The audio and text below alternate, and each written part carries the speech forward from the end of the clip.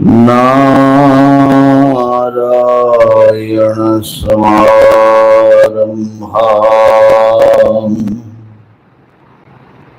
शंकराचार्य मध्यमाम्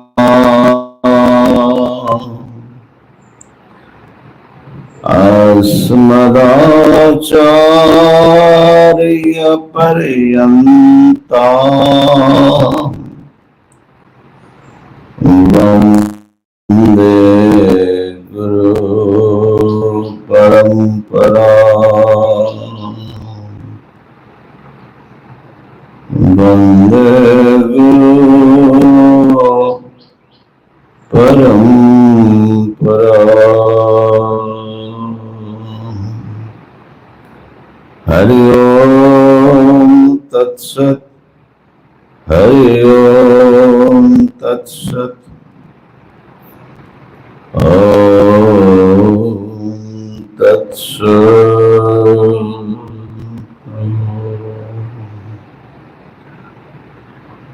महादेव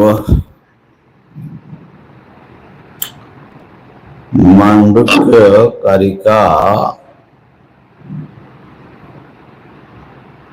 पूर्ण हुआ, उसका सार बताना है। मांडुक्य कारिका का सार हम लोगों को स्मरण करना है। विस्तार से तो हमने देखा है, थोड़ा संक्षेप में भी देखना चाहिए। और आचार्य कहते हैं कि समास व्यासाभ्याम, संक्षेप में और विस्तार दोनों प्रकार से देखने से वो वस्तु गृहीत होता है। तो इसलिए हमेशा हम लोग ये प्रयास करते हैं।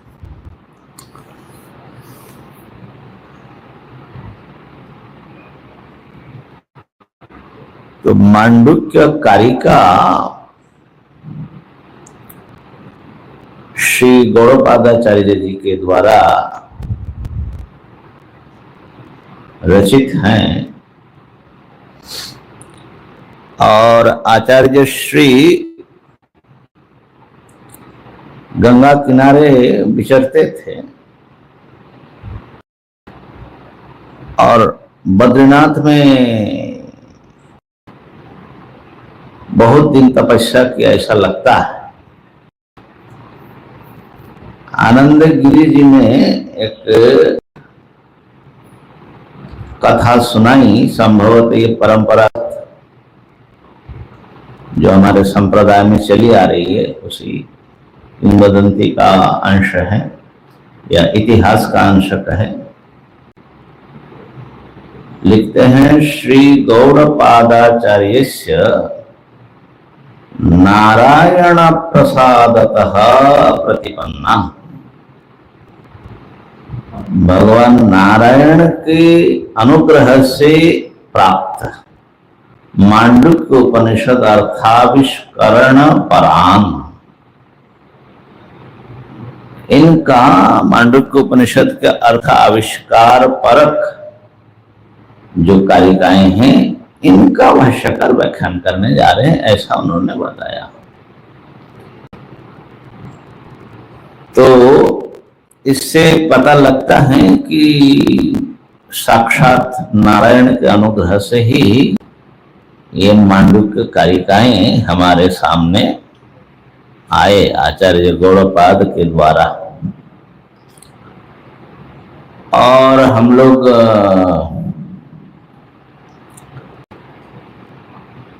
ये मानते हैं कि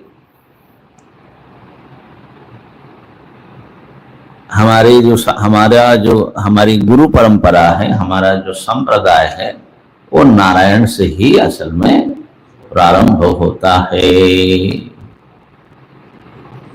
जो हम आजकल एक मंगलाचरण करते हैं गुरु प्रणाम, उसमें भी नारायण समारंभाम शंकराचार्य मध्यमाम अस्मदाचार्य पर्यंताम वंदे गुरु परंपराम।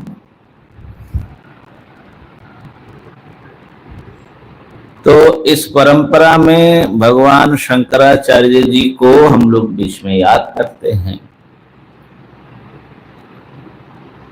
पर शंकराचार्य जी को पर्याप्त दिक निर्देशन अपने परम गुरु श्री गौड़पादाचार्य जी से प्राप्त हुआ।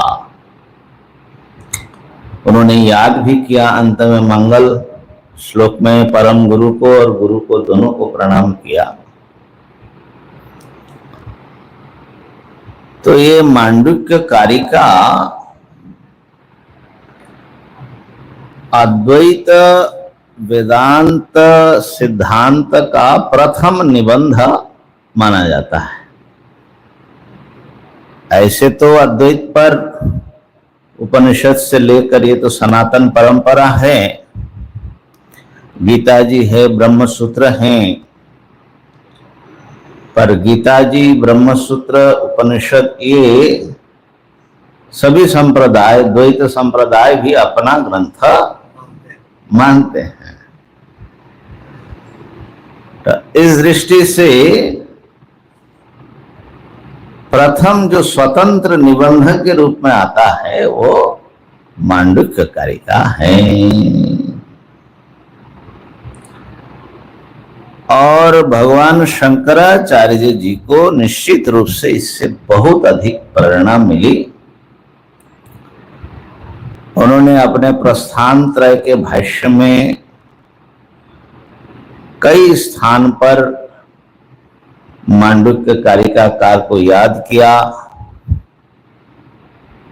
और संप्रदाय वक्ता के रूप में बड़े सम्मान से स्मरण किया। तो इसलिए शंकराचार्य जी के द्वारा जिस अद्वैत सिद्धांत की पुनर्प्रतिष्ठा की गई, उसके सांगोपांग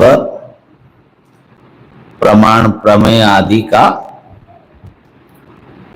तो उसमें निश्चित रूप से गौड़पादाचार्य जी से उन्होंने बहुत प्रेरणा ली।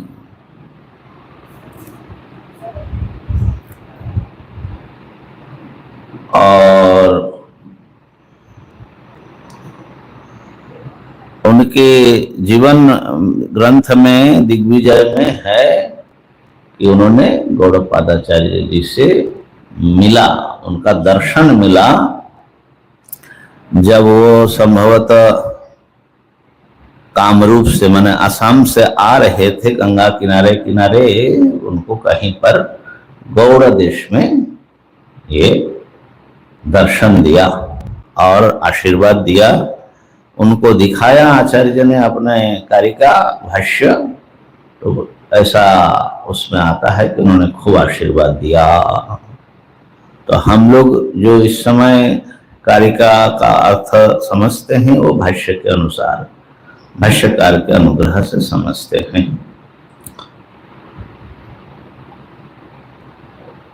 गौड़पादाचार्य जी का महत्व शंकराचार्य जी के साथ में कैसा है, उसको भगवान सुरेश्वराचार्य जी जो साक्षात आचार्य शंकर के शिष्य हैं, हम लोग वार्तिककार नाम से जानते हैं, उन्होंने नष्कर्म सिद्धि में उसका संकेत किया। नष्कर्म सिद्धि में एक श्लोक है,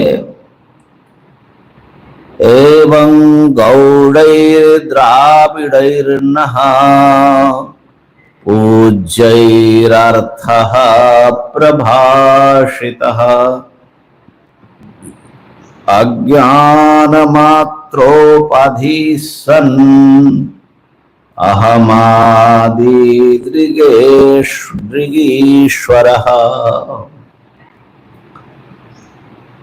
एवं इस प्रकार से नह पूज्य, हमारे पूज्य चरणों के द्वारा, कौन है आपके पूज्य चरण?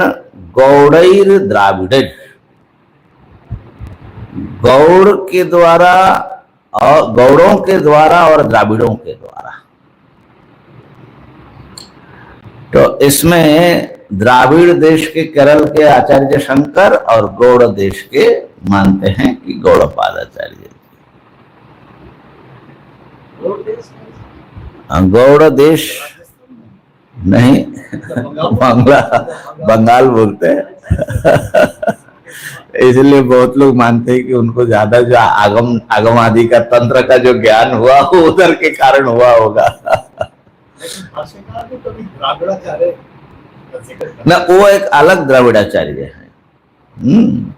लेकिन द्रविड़ देश दक्षिण देश को बोलते हैं और गौड़ देश जो है अपना बंगाल को, बंगाल के एक अंश को, वर्तमान बंगाल तो नहीं, पुराने में गंगा किनारे किनारे जो बंगाल का हिस्सा था उसको गौड़ बोलते थे, गौड़।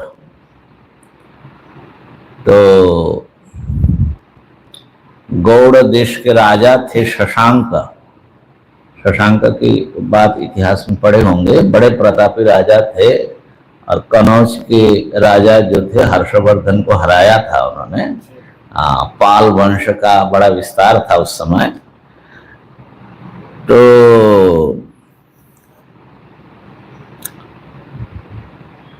मुख्य बात जो है यहाँ जो सुरेश्वराचार्य जी कह रहे हैं, ये ध्यान देने की एक चीज है। देखिए, हमारे पूज्य आचार्य गौड़ और द्राविड़ आचार्यों ने ये अर्थ अच्छी तरह कहा, अर्थ प्रभाषित। क्या अर्थ कहा आपको? कि अज्ञान मात्रोपाधि सन अहमादि दृग ईश्वर,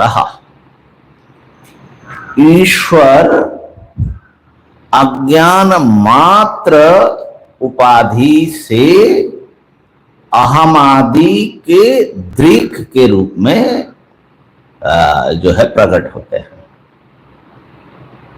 अब इसका ध्यान दीजिए कैसा, कैसे माने शब्द, छोटी सी बात, छोटी सी पंक्ति, आधी पंक्ति में अहम आदि का दृष्टा के रूप में ईश्वर ही है, अज्ञान मात्र उपाधि को लेकर है।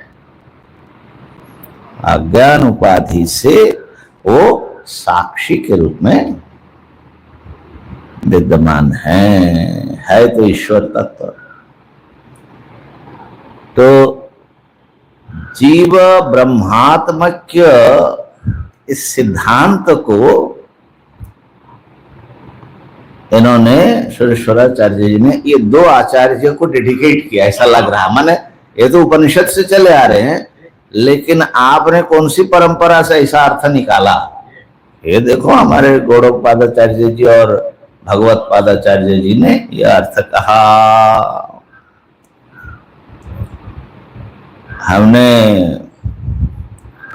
भोर के ध्यान के सेकंड कवर पेज में लिखा है कि परमात्मा ही या ब्रह्म ही शायद अज्ञान उपाधि से साक्षी और आनंदमय कोश की उपाधि से भोक्ता, विज्ञानमय कोश की उपाधि से कर्ता और मनोमय कोश की उपाधि से ज्ञाता, प्राणमय कोश की उपाधि से प्राणी और शरीर उपाधि से देही होते हैं। ऐसा कुछ उसमें बड़ा सुंदर ढंग से आया है। तो कैसे परमात्मा ही हमारे हृदय देश में साक्षी होते हैं, साक्षी बनते हैं, और फिर देही तक, देहधारी मनुष्य तक बन जाते वो ब्रह्म। इस परंपरा को हाँ बताया। इसमें हमने आनंद गिरी से प्रेरणा ली, बड़े सुंदर शब्द में उन्होंने कहीं इसी मांडुक्य व्याख्यान में कहा। तो ये जो ब्रह्मात्मक सिद्धांत हैं, ये गौड़पादाचार्य जी ने बहुत अच्छे ढंग से मांडुक्य कारिका में कहा, और भगवान शंकराचार्य जी ने भी इसको स्पष्ट किया। तो यहां पर जो मूल उपनिषद हैं उस पर 4 प्रकरण है मांडुक्य कारिका का, 215 कारिकाएं हैं। तो उसमें मुख्य जो बात आती है मूल उपनिषद में और फिर आगम प्रकरण में, उसको आज देखते हैं।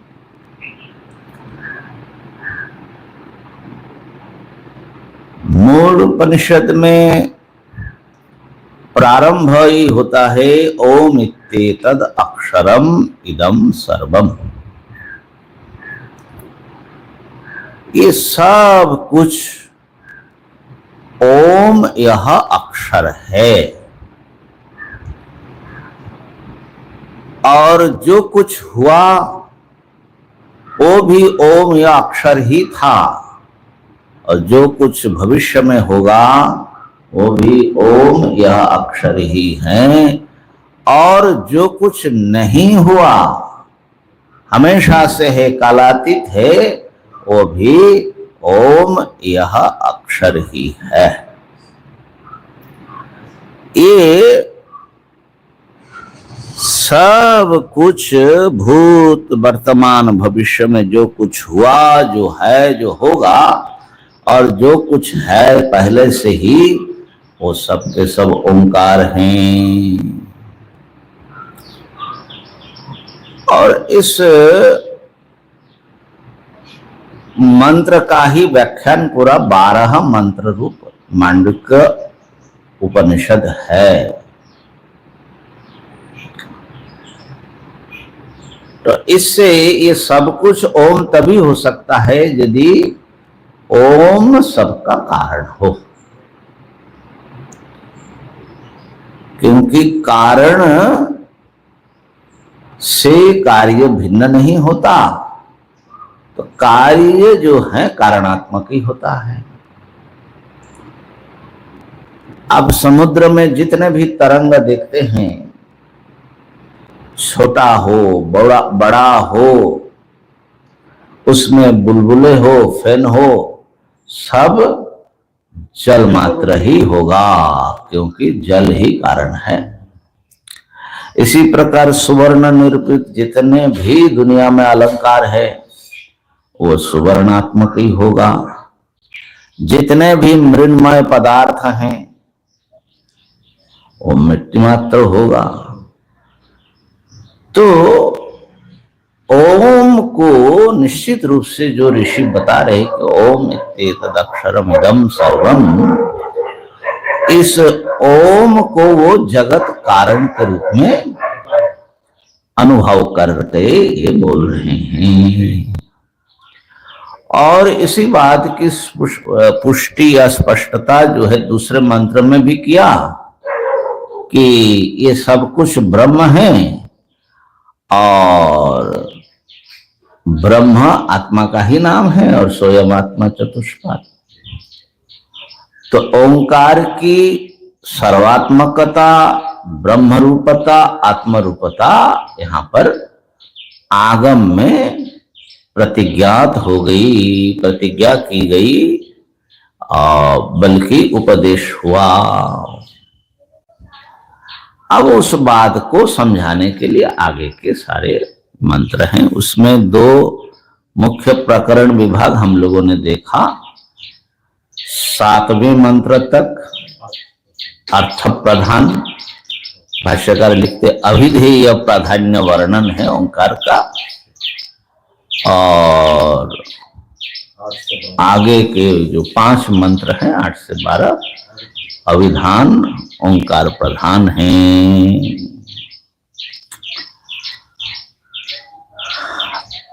इसमें जो गौड़पादीय कारिका का अवतरण होता है, आरंभ होता है, तो सीधे आरंभ करते हैं, कहीं कोई भूमिका, कुछ मंगलाचरण आदि जैसे कुछ नहीं। अत्र एते श्लोका भवन्ति, अब बहिष्प्रज्ञो विभुर विश्व करके शुरू कर देते। बड़ा आश्चर्यचकित करने वाला, क्योंकि कोई ग्रंथ, व्याख्यान ग्रंथ ऐसे आरंभ होता है ये पहले हमने कहीं देखा है, ऐसा याद नहीं है। तो सीधे एकदम वस्तु पर उतरते हैं, उस पर हम विचार करेंगे। परंतु भगवान भाष्यकार ने यहां पर जो मूल मंत्रों का व्याख्यान करते हुए ये शब्द की सर्वात्मकता का उन्होंने बात उपस्थापन किया, जबकि मूल कारिका में आपको ये नहीं मिलता। ये नोटिस करने की चीज है। हम लोगों ने हालांकि शब्द पर खूब विचार किया है ना, हाँ बहुत विचार किया, सर्वात्मक हो सकता है, लेकिन वो सारा विचार भाष्यकार के दिग्दर्शन में हुआ, जैसा उन्होंने वर्णन किया। तो उस पर हम आएंगे। पहले मूल के ऊपर थोड़ा सा दृष्टिपात कर लेते हैं कि मूलकार कैसे इस बात को कह रहे हैं। ओंकार की सर्वात्मकता को समझने के लिए ही ये सारी बातें आई। और भाष्यकार कहते हैं कि ओंकार का निर्णय कर रहे हैं क्योंकि इससे आत्म तत्व का साक्षात्कार प्रतिपत्ति हो जाती है, ये उपाय है। तो आत्म तत्व के जो विवरण जिस ढंग से आया है यहाँ पर, तृतीय से लेकर के सप्तम मंत्र तक, माने 2 मंत्र अगर अयम आत्मा चतुष्पाद करके दूसरे मंत्र में उपक्रम किया, आगे तृतीय से 7-5 मंत्र में चतुष्पाद आत्मा का वर्णन हुआ। तो यहां पर इतना अनुभव में आरूढ़ होकर आत्मा को समझाया, जो समस्त प्राणियों का या तो कम से कम सब मनुष्यों का सार्वजनीन अनुभव है, उनको लेकर ये बात यहां पर बताया है। तो क्या बता रहे हैं कि हम जब जगत का अनुभव करते हैं तो इसमें अनुभव के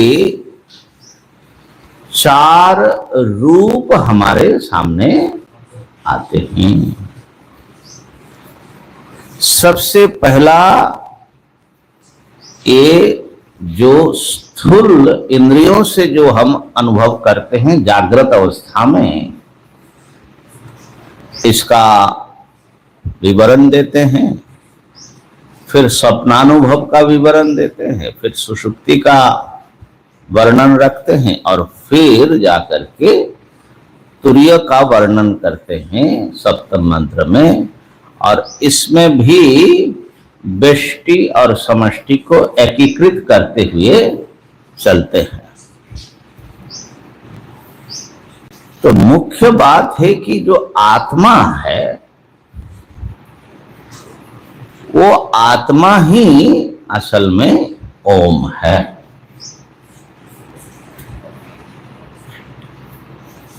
आत्मा को ओम, और ओम एक शब्द है,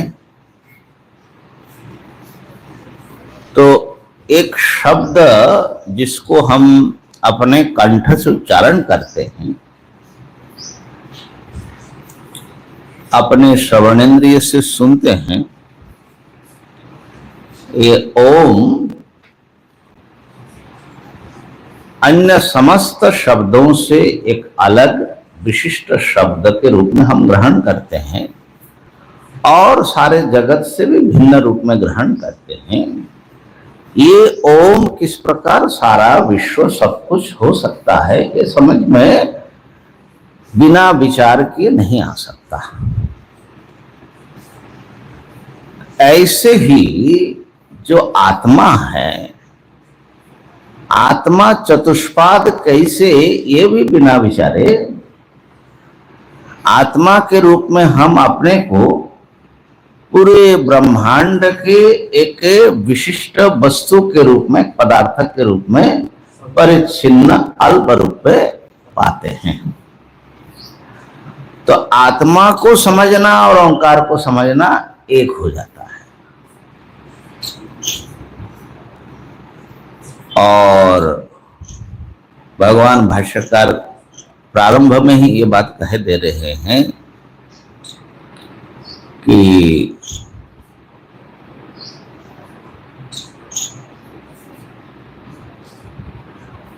ये जो एक पृथक व्यक्ति सत्ता को आत्मा मानना, ये जो द्वैत बोध है, ये जो सेपरेशन है, यही हमारे सारा दुख है। और इस दुख का निवारण द्वैत के द्वारा नहीं हो सकता। अद्वैत बोध ही इस द्वैत का उपशम करने वाला एकमात्र औषधि है। तो इसलिए अद्वैत आत्मबोध, इसको यहां पर प्रस्तुत किया जा रहा है। बेटा पुस्तक रख दे, पुस्तक रख, हो गया ना। तो अद्वैत आत्मबोध जो है, ये जैसे रोगार्थ को रोग मिटा देने से वो स्वस्थ अपने आप हो जाता है, उसका जो स्वास्थ्य आवृत था वो प्रकट होता है। ऐसे ही हम लोग जो द्वैत दर्शन के भेद बुद्धि के रोग से ग्रसित है, ये हमारे दुख का मूल जड़ है। अद्वैत दृष्टि रूप औषधि से ये द्वैत दर्शन नष्ट हो जाने से हमारी स्वाभाविक जो परम सुखरूपता है, स्वस्थता है, वो प्रकट हो जाती है। तो इस प्रकार से हम अपने आप के इलाज नहीं कर सकते, नहीं कर पाते, क्योंकि हमारा निश्चय में दुख का कारण कोई और होता है। ये द्वैतानुभूति दुख का कारण है ऐसा नहीं मानते हैं, जबकि मानना चाहिए, क्योंकि सुषुप्ति में जब आपका अपना परिच्छिन्न व्यक्तित्व विगलित हो जाता है, उस समय आप सारे दुख से अलग हो जाते हैं। फिर भी मानते नहीं है। ये माया महारानी की जो है बड़ी भारी जो महिमा है उनकी। तो अद्वैत आत्मबोध में ले जाना है और वो ओंकार के साथ एक है। तो यहाँ जो ज्यादा लंबा चौड़ा ना करके आत्मा और ओंकार की जो एकरूपता है उसको अति संक्षिप्त में हम समझने का प्रयास करते हैं। जैसे कि कहा कि हम जागृत अवस्था में इस समय जहां हम बैठे हैं जिस भूमि पर, इंद्रियों से अपने से भिन्न बाहरी वस्तुओं को देख रहे हैं। इंद्रियर अर्थोपलब्धि जागृतम। तो इस समय आत्मा माने जिसको हम आत्मा समझ रहे, आत्मा कौन है? जो देखता है, जो अनुभव कर रहा है। तो अनुभव करने वाले को बहिष्प्रज्ञ के रूप में हम अनुभव कर रहे हैं। आत्मानुभूति का ही विश्लेषण है ये। तो ये बहिष्प्रज्ञ हैं, अर्थात बाह्य वस्तुओं के अनुभव करने वाला, देखने वाला, बाह्य विषयों में ज्ञान से संपन्न है। उन्हीं बाह्य विषयों में एक विषय शब्द भी है, और वो शब्द में एक शब्द है ओम। अन्य शब्दों से ओम की ये विशेषता है कि ओम में सारे वर्ण संग्रहित हो जाता है, ओम। और मुख्य रूप से जब हम ओम का उच्चारण करते हैं तो यह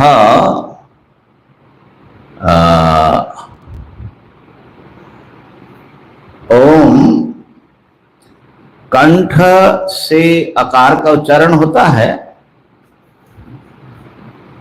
और ऊ होकर के म में जाकर के म जो है ओष्ठ वर्ण है, बंद हो जाता है। ओम आ से खुलता है, म में बंद होता है, ऊ में ऊपर उठता है। तो कह सकते हैं कि एक प्रकार से जो उच्चारण स्थान है वो कंठ मूल में है, आदि स्थान। आ कु ह विसर्जनीय नाम कंठ अकार और क वर्ग क ख ग घ करके यहां से होता है, और प फ व भ म करके म प फ ब भ म यहां तक पूरा होता है।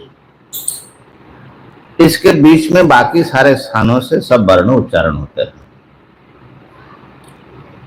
तो ओम जो है लगभग समस्त स्थान से उत्पन्न होने वाला है, और प्रत्येक वर्ण उच्चारण के साथ ही हमारे मस्तिष्क के कुछ विशिष्ट जो पार्ट है वो उस एक्टिव होता है, तभी हम उच्चारण कर पाते हैं ना। तो जो मंत्र आप उच्चारण करेंगे उसके लिए जो पार्ट लगेगा उसकी एक्टिविटी बढ़ती है। लेकिन ओम एक ऐसा है कि वो सामान्य रूप से लगभग पूरे दिमाग को जो है वो एक्टिव करता है, ऐसा उसकी एक्टिविटी जो है। तो ये एक माने वैखरी ओंकार की महिमा बता रहे हैं। तो वैखरी ओंकार कितना भी महिमा मंडित हो, सर्वात्मक नहीं है, ये तो स्पष्ट है। जैसे स्थूल जो व्यक्ति आत्मा है वो सर्वात्मक नहीं है, वो एक सब में से कोई एक तत्व है ऐसा मालूम पड़ता है। लेकिन जब हम आत्मा की गहराई तक जाते हैं तो क्या देखते हैं, वहीं से आत्मा जैसे सर्वात्मक हो जाएगा वैसे ही ओम भी वैसा बन जाएगा। तो आत्मा मुख्य रूप से ज्ञाता का नाम है, और ज्ञाता इस समय बाह्य वस्तुओं को जान रहा है, बाह्य वस्तुओं का ज्ञाता है। तो जागृत अवस्था में बाह्य वस्तु ज्ञेय है और ज्ञाता उनको जानता है। परंतु जब स्वप्न में जाते हैं तो बाह्य जगत से आत्मा का संबंध छूट जाता है। उस समय आप बाह्य वस्तुओं को नहीं देखते। वैतथ्य प्रकरण में बहुत समझाया कि बोले हम जा करके उनसे बात किए, बोले जा करके बात किए तो उनसे पूछो क्या बात, कल आप मिले थे क्या। तो ये सब जो है एक मनोमय जो जगत है, हमारे मन से ही सब मनोवृत्तियों से बनी हुई माने स्वाप्निक जगत, उसको वो जानता है ज्ञाता। तो उनको अंतःप्रज्ञ कहा जाता है, आंतर विषयों को जानने वाला। उसमें बाह्येंद्रियों की भूमिका नहीं है, लेकिन वहां पर भी ज्ञेय है और ज्ञाता है। जब सुषुप्ति में जाते हैं, ये तृतीय अवस्था है, ये भी बड़े विलक्षण अवस्था है कि वहां पर ये अवस्था तो है, और अवस्था किसकी अवस्था है? अनुभव की अवस्था है। लेकिन वहां पर कोई भिन्न ज्ञेय और ज्ञेय से भिन्न कोई ज्ञाता नहीं दिखता। तो ज्ञाता ज्ञेय का भेद वहां पर अनुभव में नहीं आता। तो ज्ञाता ज्ञेय के भेद से रहित एक अव्यक्त स्थिति, जिसे अज्ञान भी हम कह सकते हैं, उसकी अनुभूति होती है। और वो अनुभूति बड़ा सुखदायी होता है, आनंदमय ही आनंद भूख, ऐसा वर्णन मिलता है। तो वहां पर घन प्रज्ञ कहा, जहां ज्ञान घनीभूत हो जाता है, प्रज्ञान घन। लेकिन वो भी ज्ञाता की ही एक अवस्था है। अब ये जो तीनों अवस्था है, तीनों अवस्था में ज्ञाता का अपना स्वरूप जो है क्या है, वो अपने आप में क्या है, वो रूप सामने नहीं आता। एक स्थिति में वो बाहरी वस्तुओं को जानता हुआ दिखाई पड़ता है, बहिष्प्रज्ञ के रूप में, माने हम लोग दृष्टा श्रोता मनता विज्ञाता के रूप में इसको अनुभव करते हैं। दूसरी अवस्था में वो मनोमय जगत के सूक्ष्म भोक्ता के रूप में सामने आता है। तो ये दोनों अवस्था में दृश्य की इतनी प्रधानता होती है, हमारा नजर दृश्य में ही, ज्ञेय पदार्थों के वैचित्र में ही अटका रह जाता है। देखने वाला कहीं गौण कहीं पर पड़ा होता है। और कई बार तो ऐसा लगता है कि देखने वाला भी अलग अलग हो जाता है दोनों स्थिति, तीनों स्थिति में। स्वाभाविक रूप से जब उपाधि की प्रधानता होती है, तो जागृत का जो दृष्टा है, वो जिस प्रकार से वो अपने आप को जिन संबंधों से जुड़ा हुआ अनुभव करता है, स्वप्न में वो बिल्कुल अलग एक व्यक्तित्व लेकर के वो सामने आता है। तो इसलिए ऐसा लगता है कि मानो कि ज्ञाता भी अलग अलग हो जाता है। और सुषुप्ति में यद्यपि ज्ञेय सापेक्ष ज्ञातृत्व ही है, लेकिन वहां तो न ज्ञाता का बोध है न ज्ञेय का। तो उसको जो है हमारे आचार्य गौड़पादाचार्य जी के शब्दावली में क्या स्थिति है, उन्होंने ये जो आगम प्रकरण में अपने तीन अवस्थाओं को लेकर और चतुर्थ को लेकर के जो कुछ कारिकाएं रचना की है, उसमें बहुत बढ़िया विश्लेषण किया। नात्मानं न परांश्चैव न सत्यम नापि चामृतम। शायद ये 12वीं कारिका है। प्राग्किंचन संवित्ति तुर्यम तत्सर्वदृक् तदा। प्राज्ञ जो है पाता है, न दूसरों को जानता है,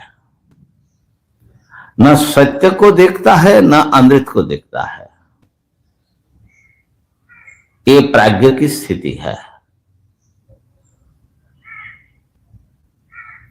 माने जो विश्व है वो अपने को भी जानता है कि मैं हूं, दूसरों को भी जानता है, और आपात दृष्टि से सत्य को देखता है।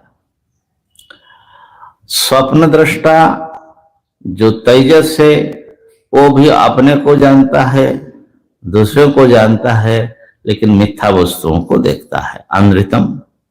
लेकिन प्राज्ञ न अपना को अपने होने का उसको बोध है, न दूसरे के होने का बोध है, और न सत्य माने जागृत के वास्तविक पदार्थों को जानता है, और नहीं स्वप्न के मिथ्या वस्तुओं को जानता है। प्राज्ञ किंचन न संवेत्ति, कुछ भी नहीं जानता है। लेकिन जो तुरीय है वो सर्वदृक्, वो सब कुछ देखता है। अब तुरीय की बात आ रही है, लेकिन यहां पर जो जानने वाला है, जानने वाले को हम कह सकते हैं चेतन तत्व, क्योंकि जड़ जान नहीं पाता है ना। तो मैं हूं ये भी मुझे बोध है, और ये सब मैं देख रहा हूं ये भी बोध है। यहां पर जानने वाले चेतन को आत्मा और अनात्मा दोनों का बोध है। स्वप्न में भी आत्मा और अनात्मा दोनों का बोध है। सुषुप्ति में आत्मा बोध भी नहीं है, अनात्मा बोध भी नहीं है, लेकिन बोध है ना, बोध है। और वो बोध होने से जो है, बोध किसी का है, किसी का भी बोध नहीं है ऐसा बोध तो नहीं हो सकता। बोध हमेशा कोई भी ज्ञान होगा वो ज्ञाता को इंक्लूड करके ही हो सकता है। क्यों? ज्ञान हुआ, अगर आप कहते हैं कि मैं जाना, किसने जाना? कहा कि तो पता नहीं किसने जाना, ऐसा नहीं हो सकता। या तो आपने जाना या दूसरे ने जाना। जानना किसी न किसी के द्वारा होगा। तो इसलिए सुषुप्ति में जो है वहां पर भी बोध विद्यमान है, और बोध होने से भले वो अज्ञान का बोध हो, तो अज्ञान के बोध जो है बुद्धा के रूप में वहां पर भी ज्ञाता विद्यमान है। भले ही उसका स्पष्ट मैं हूं करके ऐसा जो जागृत स्वप्न में है ऐसा नहीं है।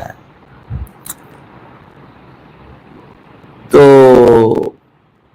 अब ये तीनों स्थिति में एक चीज ध्यान देने की है कि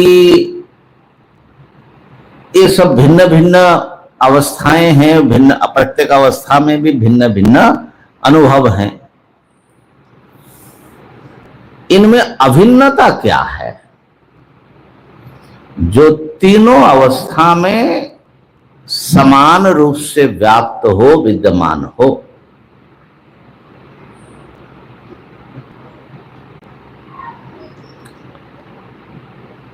तो विचार करके देखेंगे वो देखने वाले को ही मानना पड़ेगा।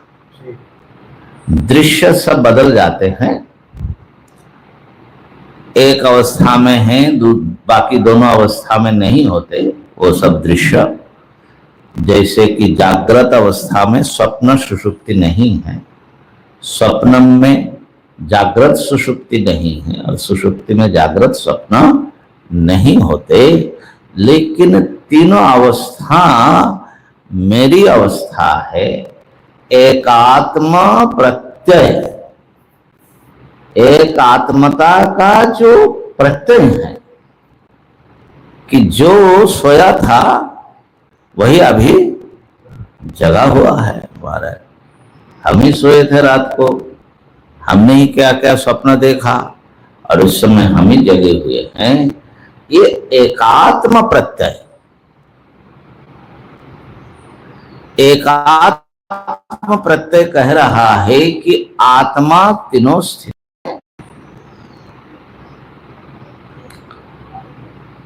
तो ये तीनों स्थिति में जो है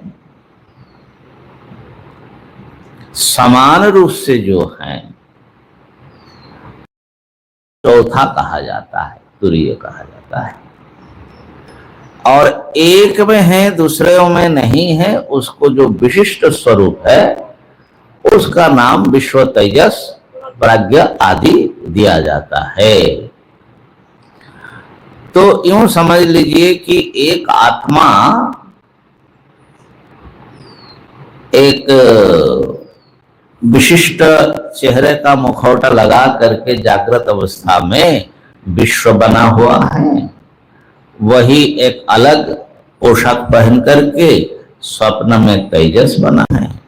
वही जो है सारा सब पोशाक उतार करके अज्ञान में चला जाता है, तो वो जो है प्राज्ञ बना हुआ है। लेकिन सभी स्थितियों में एक आत्मा विद्यमान है जो तीनों को प्रकाश करता है। तो आत्मा का जो विशुद्ध स्वरूप है, विशुद्ध स्वरूप मतलब दृश्य से ज्ञेय से सर्वथा अलग करके जब हम उसको देखते हैं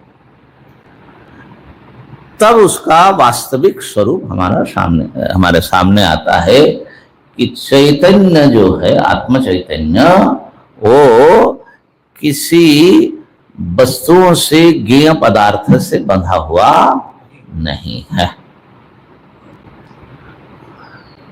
तो सारे ज्ञेय पदार्थों से विनिर्मुक्त स्वरूप में जब हम अपने स्वरूप को पहचान लेंगे तो तुरीय का बोध होगा और वो पता लगेगा कि वो एक अद्वितीय वस्तु है। कैसे पता लगेगा? क्योंकि वही तुरीय ही नाम रूप बदल बदल करके विभिन्न अवस्थाओं में है। तो एक तो पहले एक ज्ञेय रूपों से अलग करके शुद्ध स्वप्रकाश चैतन्य के रूप में अपने को अनुभव करना। इसलिए सप्तम मंत्र में नान्तः प्रज्ञम न बहिष्प्रज्ञम करके ये सब वास्तविक रूप नहीं है। नो भयत प्रज्ञम न प्रज्ञान घनम, यहां तक कि जुगपत सबका भी ज्ञाता, क्यों उसका निषेध कर रहे हैं? हाँ, उसका क्यों निषेध कर रहे हैं? क्योंकि ज्ञाता होने के लिए ज्ञेय चाहिए ना, तो ज्ञेय सापेक्ष रूप होगा ना। तो ज्ञेय सापेक्ष रूप तो सापेक्ष हुआ ना, निरपेक्ष ज्ञाता का स्वरूप क्या है वो हमको ढूंढना है। तो इसलिए प्रज्ञ भी नहीं है और जड़ भी नहीं है ना, प्रज्ञ। तो ऐसा जो है तो बात तो इतनी है कि बैठे बैठे इसी ग्रंथि को सुलझाइए। तो न प्रज्ञम ना प्रज्ञम, तो अदृष्टम अव्यवहार्यम अचिंतम अव्यपदिश्यम एकात्म प्रत्यय सारम शांतम शिवम अद्वैतम, तो अप्रपंचोपशमम शांतम शिवम अद्वैतम चतुर्थम मन्यन्ते। तो हाँ, स आत्मा स विज्ञेय। तो यहां पर जब ज्ञाता का अपना स्वरूप क्या है विचार करते हैं, तो वो स्वप्रकाश ज्ञान मात्र रूप है। वो उसका ज्ञान या उसका ज्ञाता ऐसा नहीं है। वो विशुद्ध चिन्ह मात्र हैं, ज्ञान मात्र हैं। ये जो ज्ञान है, जो ज्ञाता का स्वरूपभूत है, वो ज्ञान सभी अवस्थाओं में समान रूप से उसको होना है। इसका मतलब है कि वो उत्पन्न विनाशील नहीं है। कल्पना करे कि ज्ञान, ये ज्ञान हो गया या उत्पन्न हुआ, तो वो तो अंदर माने वो उत्पन्न हुआ, नष्ट हुआ कहने के लिए भी कुछ बचेगा नहीं, है ना। तो इसलिए ये जो है नित्य है, निर्विकार है, कुटस्थ है, आदि आदि सब सिद्ध होता है।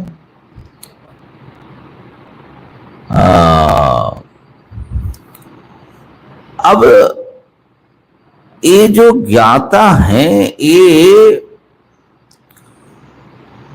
कुछ भी हो उनके सामने उसको जानता है, ना हो उसको भी जानते हैं।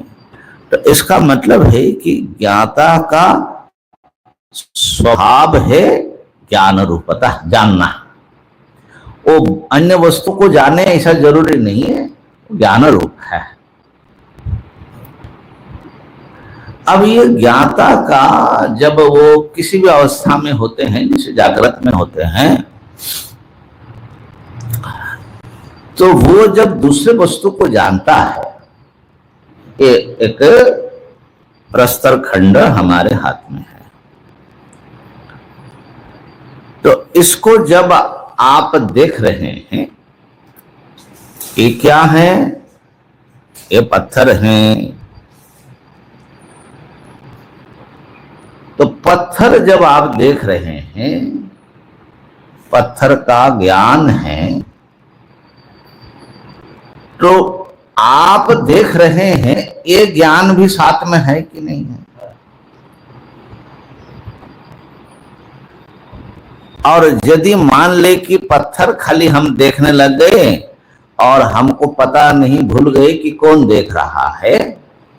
ऐसा कई बार होता है कि हम बड़ी तन्मयता से उसको देखते हैं, हम अपने शरीर आदि को भूल जाते हैं। तो अगर ऐसा हो सकता है कि कभी आप अपने आप को न जाने और केवल पत्थर को जाने, बाह्य वस्तु को जाने, ऐसा कैसे? हाँ, मतलब बैकग्राउंड में तो अपना जानना तो रहता ही है।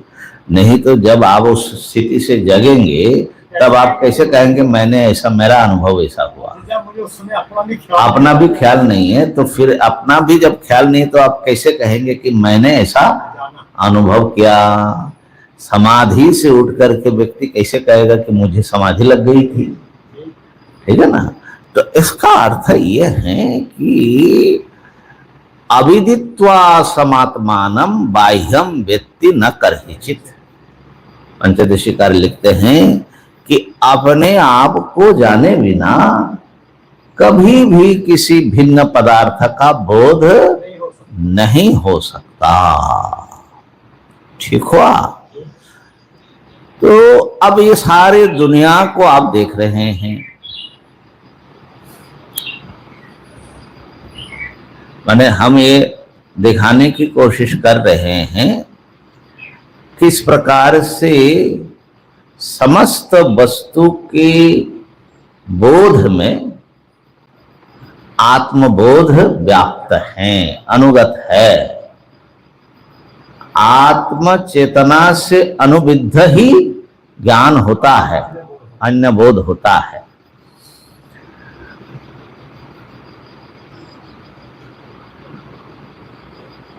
तो हम जो आत्मा चेतना को अलग समझ रहे हैं, ये असल में अहम चेतना है, ये अहम पदार्थ की चेतना है, ये असल में अंतःकरण का बोध है। हाँ, ये शुद्ध बोध नहीं है, लेकिन जो शुद्ध बोध माने चैतन्य रूप जो बोध है, सप्रकाश जो है, वो सप्रकाश वस्तु ये सारे इदम पदार्थ में और इस अहम पदार्थ में समान रूप से व्याप्त है। तो आत्म चेतना से बाहर किसी प्रकार का कोई बोध नहीं हो सकता। तो आत्म चेतना क्या है? आत्मा में विद्यमान स्वतः सिद्ध जो स्फुरण है कि मैं हूं, आत्मा सत्ता का जो सत्ता से अभिन्न जो चेतना है, चैतन्य है। यूं हम कह सकते हैं कि आत्मा सद्रूप भी है और चिद्रूप भी है। तो ये जो चिद्रूपता है,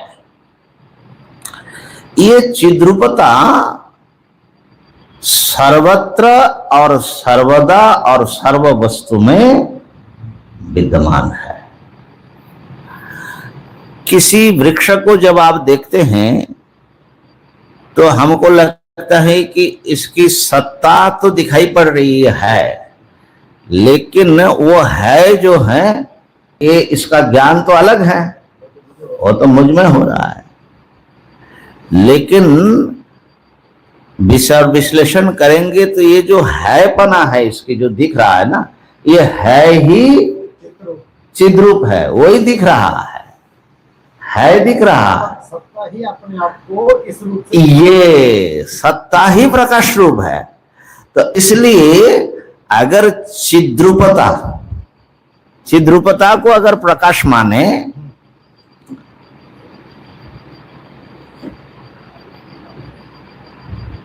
तो इस चिद्रूपता क्या है? स्वयं को प्रकट करना। अब ये स्वयं को प्रकट करना ही समस्त वाग व्यापार का मूल है। अर्थात आप जब कुछ कहते हो तो कहना जो है, ये जो स्पीकिंग है, it's an action of consciousness. जड़ का तो नहीं हो सकता, जड़ तो बातें नहीं कर सकते। ज्ञान पूर्वक ही हाँ, पानी का व्यवहार होगा। बल्कि बोलने के पहले आप सोचेंगे, और सोचना भी एक प्रकार का बोलना है। माने एक बाहरी मुख से बोलते हैं, एक मन ही मन बोलते रहते हैं। हाँ, तो ये जो माइंड चैटरिंग है वो भी वाग व्यापार है। लेकिन मन ही मन बोलेगा कौन? जो अपने को जानेगा कि मैं हूं, वो बोलेगा कि जड़ पदार्थ बोलेगा। तो इसका मतलब है कि समस्त वाग व्यापार के मूल में ये चिद्रूपता बैठी हुई है, सेल्फ कॉन्शियसनेस, आत्म चेतना, ये बैठी है। तभी जाकर के जो कुछ बाहर आप शब्द के रूप में और अर्थ के रूप में भी प्रकट रहा है। तो वो आत्म चेतना ही आत्मा को प्रकाश करता हुआ इस सारे जगत को अपने आप में उद्भासित करता है। आत्म चेतना का नाम अगर ओम रख दे तो माने आत्मा अपने आप को बोलता रहता है कि मैं हूं, ठीक है ना। ये नित्य ओम है, ये जो नित्य उद्भासित होना, उसका नित्य उद्भासित होना, ये है नित्य सिद्ध ओम। उस नित्य सिद्ध ओम ही ये सर्वरूप लेते हैं। किस प्रकार लेते हैं वो सब सृष्टि व्यापार आदि में सब निहित है। तो ये ओम जो है भाई, अक्षरम जो नित्य ओंकार है वही ये सब नाना उपाधियों में नाना अंतकरण भी तो भिन्न भिन्न है ना, तो वो प्रत्येक अंतकरण में भी वो एक ही ओम बैठा हुआ है, ठीक है ना। तो प्रज्ञानांशु प्रतानई स्थिर चरण निकर व्यापी फिर व्यापलोकान, ये भाष्यकार्य मंगलाचरण है प्रारंभ में। तो प्रज्ञान जो कुटस्थ चैतन्य रूप है, नित्य विज्ञान धातु है, उसी का जो है अंशु माने किरणें जो है फैली हुई है, और ये सब चर चर अचर स्थावर जंगम जीवों के रूप में वो वहां पर ओम ओम ओम ओम चल रहा है, और उसके द्वारा जो है ये सारा जगत भास रहा है। वो अहम और इदम रूप में हो जाएगा। तो इस प्रकार से ये आत्म चेतना का अनुसंधान करते हुए ओंकार की जो नित्य सर्वात्मक रूप है उसकी ओर हम लोगों ने ध्यान दिया। तो कल फिर थोड़ा सा और बात करेंगे, आज तो बहुत टाइम हो गया। हाँ अब जितना भी हो थोड़ा थोड़ा देखेंगे, इस तरह से ही तो लेना है। ओम पूर्णमदः पूर्णमिदं पूर्णात् पूर्णमुदच्यते पूर्णस्य पूर्णमादाय पूर्णमेवावशिष्यते। ओम शांति शांति शांति। शंकरं शंकराचार्यं केशवं बादरायणं सूत्रभाष्य कृतौ वन्दे भगवन्तौ पुनः पुनः। ईश्वरो गुरुरात्मेति मूर्तिभेद विभागिने ओमवद् व्याप्तदेहाय दक्षिणामूर्तये नमः। ओम शांति शांति शांति।